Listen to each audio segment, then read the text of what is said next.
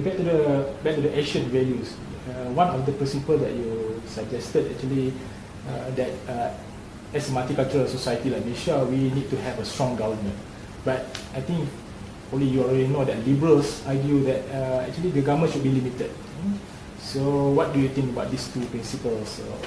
There must be a balance. We don't want a strong government, so strong that it can do just anything it likes.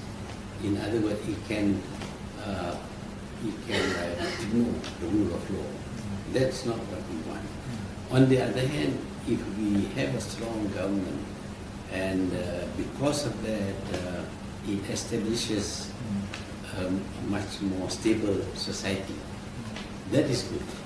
You see, but then if you have a weak government, and a lot of people started making demands and demonstrating and breaking the law and not giving due regard to the rule of law, then of course a weak government cannot handle that situation.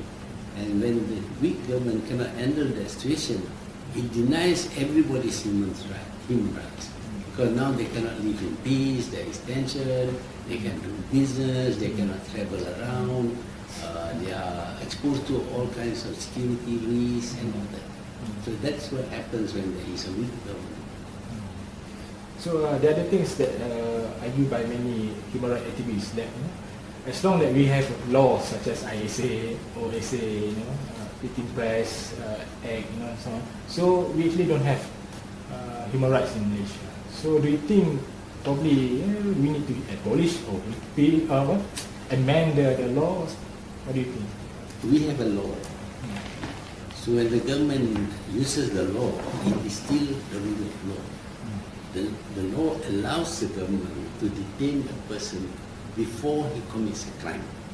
Because after he commits a crime, after he has caused a lot of trouble, stopping him is not good anymore. Although you may take him to the courts, but the thing is done already.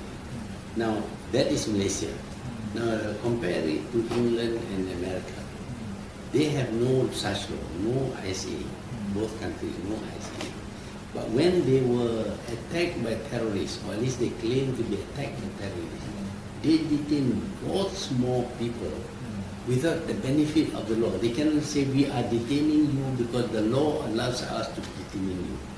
They just detain people without benefit of the law. Therefore, they are not ruling according to the law.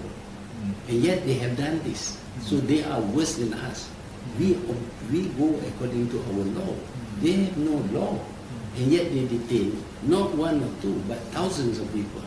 And not only that, their Congress, the American Congress, actually legislate to allow torture to be carried out against the prisoners they had detained. Now, torture is definitely against human rights. You cannot torture people. You can detain people, but cannot torture people. So they are worse than we are. We have a law, and if we don't want a law, then Parliament is there. Parliament can say we don't want this law. But as long as the Parliament does not abolish the law is there. So we act according to the law. We are much better than Britain or the US because they acted before they had a law to permit them to detain people. So they are breaking, well, not really breaking the law because there is no law. They are breaking the principle of the rule of law. So I think back to what I say, I think the argument is why it's against human rights because there's a provision that allows detention without trials. It's totally acceptable in the context of universal human rights. And also the issue of the power of the Home Minister to detain, just signing and detaining. So do you think this should be maintained or should it be reviewed? This is preventive law. Now, preventive law means that you take action before the crime is committed. Now you see a man who is about to stab another man, but he hasn't stabbed him. But you know he's going to stab. And you say, wait, I will only act against you after you have stabbed him. So you only act after this man is dead. That is not good enough. So you must be able to act when he is attempting to, he is obviously going to kill a person. Now, that is our case. We detain people because we think they are going to create unrest in the country. They are going to create a security problem in this country. That is our view. Now, in the case of America, America wants to invade a country as a preemptive act. That is to say that before there is any attack on America, America will invade because they think that there might be an attack. That is worse. They are prepared to kill people because they think maybe these people are going to attack us. And they have done this. They have killed hundreds of thousands of people. So preemptive war is the worst kind of preemptive action that can be taken. In our case, we have a preemptive law that tries to prevent a crime from being committed because there are signs, obvious signs that this crime is going to be committed. That is, they are going to undermine the stability of this country. So we have a right to attack them, to detain them. Then there are some cases like drug distribution. It's difficult to find enough evidence to convict a person. So if you go to the court will say, well, you have not enough evidence. But we know that this man is involved in drug distribution. And we have to put a stop to that. So they are detained under the ISA as a preventive action. So that is quite justified. You see, before he commits the crime, or if you know he commits the crime but you cannot find the evidence to prove it, but everybody knows that, well, this is a person who has been distributing drugs. Nobody dares to come out to become witness because they are afraid. You know, if you become a witness, you may be killed later on. So under such circumstances, we use the preventive law. We act before or without enough evidence to take him to the courts. So these are some of the detainees in Malaysia. They are not political detainees. They are security risks. So they have to be detained. But of course, in the case of the West, they just because they imagine a small state, very weak state, is about to attack America, which is absurd. They will already go in and kill people in order to so-called stop a war which has not yet taken place. Okay, I think the reason to maintain such law, like I say, actually is to protect our national security. I think like Suhakam, I think, come up with one report in 2002 or 2003, I can't remember, that mentioning that we actually give favor more to national security rather than human rights. And Suhakam argue that we need to balance these two. So, have you any idea to how to balance the two? National security is to protect human rights. You know these people are going to do something violent, and because of that, it's an attack on the security. When we ensure that there is security, you are protecting a lot of other people from being deprived their rights to live in secure situation, to live at peace, because these people are threatening to act violently. So, as usual, we give priority to the rights of the majority rather than the right of one individual. Okay, now we are moving to a bit different, but right to development. So I think we, as you know, we know already that DEB is probably the policy that try to bring to abolish poverty, and also to enriching our society, and also in terms of the wealth of the nation to be split equally among races. So now I think many argue that, for example, with the Hindraf demonstration, that Indian being marginalized, and also even some also argue that there's a leakages on that. So not really, that Dasar Economic Rule, DEB not really protected the nation, the equally among race. So what do you think? should we still maintain such our policy or what? You look at the first, you mentioned Indra just now, and you say they are denied their rights because they are marginalized. Now, what was the situation before the DEP?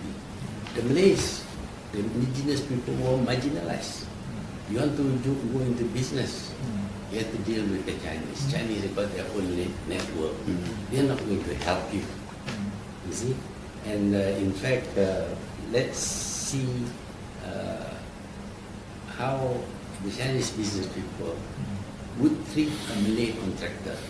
Supposing they want to build a building, 10-story or 50-story building, the Malays can never get anything at all from them.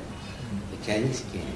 So the government has got to correct the imbalance by giving the Malays the chance. So it seems as if the government is favoring the Malay, but it is because the Chinese are not giving a chance to the Malay. So we have to make corrections so that their development will not be so far apart. You see, today, if you make a survey, you make a total audit of wealth, you will find that the Chinese are far more wealthy than the Malays. You see, so we need to have the government help the Malays first to catch up with the Chinese. But if the Chinese, of course, are willing to employ Malays as their managers, give contracts to Malays, and not consider, they even advertise in the papers, you must be Mandarin speaking before they will employ you. That is discrimination against the Malays. So how do you correct that discrimination? This is blatant discrimination, and yet you don't talk about that. You see, it is because of this discrimination by the Chinese against the Malays that the government has to discriminate in favor of the Malays. If the government doesn't discriminate in favor of the Malays, they don't give the Malays a chance. The private sector does not give the Malays a chance. Then you are going to be down completely. Supposing you take scholarships, well, a lot of Malays have got an education now because of scholarship. Supposing we go entirely based on merit, most Malays are qualified to go to the university. They have the minimum qualification, even more than the minimum qualification. But they are not the best students. We take only the best students. Then the Malays will never come up at all. So we discriminate because we want to reduce the disparity in the wealth of the Malays and the Chinese. Because if it keeps on increasing, because of merit, for example, it will keep on increasing, then of course the disparity is a denial of human rights. So, okay, but the argument also about this, that even if we want to have a development, so I think the target group that we're supposed to support, the poor, the rural area, actually the development didn't come. Only the wealth of nation actually dominated by only certain circle that close to the elite. So what do you think? That's the argument right now among people. That is something that is put into your mind by others. Yeah. But if you look carefully, have the poor benefited by the NDP? If you go to a company in Malaysia, you will see the roads are made of tar roads. You see water supply where before there was no water supply. You see electricity where before there was no electricity in the villages. And you see the children of the kampung people able to go to university even in the US and elsewhere. You make a study, most of those people who got scholarships are the children of kampung people. Because how many cronies have the government got? Not many, you see, but the number of children who got the scholarship run into thousands every year. And they are mostly from poor families. If you look into the background of any educated Malay, you'll find that he comes from a poor family. And he's not connected to any of the prime ministers And this is something that is put in your mind, and you, without thinking, just say the same thing. And if you look at the number of Malays who have succeeded in business, everybody knows that we give a lot of contracts, a lot of licenses, a lot of APs to a lot of people. But some of these people do not do business. They sell. So we have to stop giving it to them. We give to people who genuinely use their contracts, their APs, their license, genuinely use their license and all that to do business. So they become rich. The others who were given did not become rich because they were selling away all what we give to them. And you want to say that, well, these are the cronies. Well, in the first place, these people, they deserve to get because they have the ability to make use of it. Secondly, almost in a small community among the Malays, almost all of them would know somebody in the government. The people who got also but did not succeed. There are many who knows the minister and the prime minister, but they did not succeed, so you don't see them. But you focus on a few people who succeeded, and you say, well, these are the cronies of the government. In other words, in order to avoid being accused that you are helping only your cronies, you must ensure that every Malay will fail. When every Malay fails, then you say, wow, this is very good, because there are no cronies of the government. But then, how do you see the NDP becoming successful if the Malays are only in the lower echelon and the rich are all the Chinese? So the disparity is there. Now the NDP wants to equalize not only with the poor but also with the rich. If the Chinese have billionaires, the Malays must have billionaires also. If the Chinese is a rickshaw-puller, then the Malays must be rickshaw-pullers. You see? But you can't say that, well, it's fine for them to become rickshaw-pullers or become a clerk in the school, but he mustn't be allowed to come up. He comes up now, he must be a crony. You see? That's the accusation. I don't know most of these people who have succeeded. I didn't know them at all. But of course, after they succeeded, I got to know them. I got to know the Chinese also. Because they were successful, that's why they become Tan Sris and whatever. You see? So, why is it that the Malays are so easily taken by this suggestion that these are going to the cronies of the minister? It's not. You see, in my family, my own children never had a chance while I was Prime Minister. Only after I stepped down that they get a chance to go into politics or do business. Before they were doing business, but not with the government. Even now they are not doing business with the government. But people will still say, oh, he is favoring his children. But what is the truth? Have I ever promoted, I could have promoted my son to become minister and all that during my time. I didn't, not even deputy minister, not even parliamentary secretary. You see? So you are taken up by these people who wanted to attack the NEP as being unfair.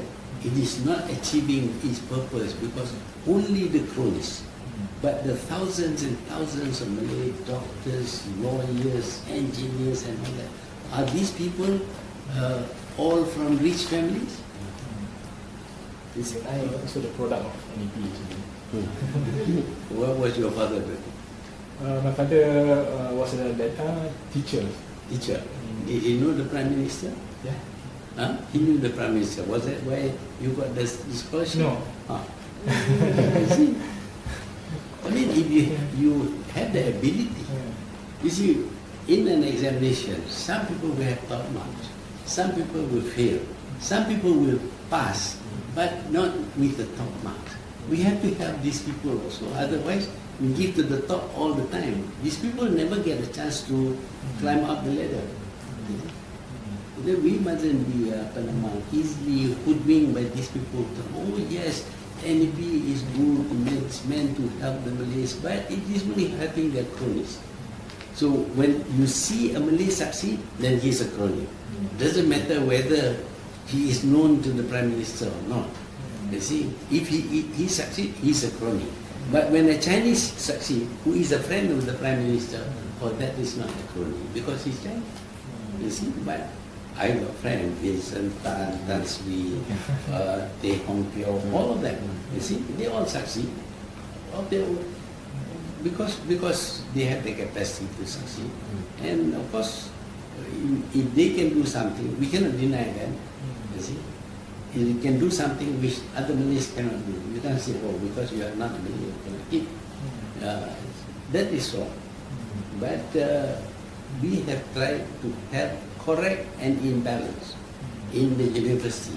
Now you take the university today. During my time, when I was early during my role as a Prime Minister, there were no private universities, only government universities. And of course, we want to correct the imbalance. We have to give more scholarships to the Malays. You know? But they also get scholarships, they were not denied completely. But today, we have 30 government universities, 30 private universities. Have you ever examined the private universities?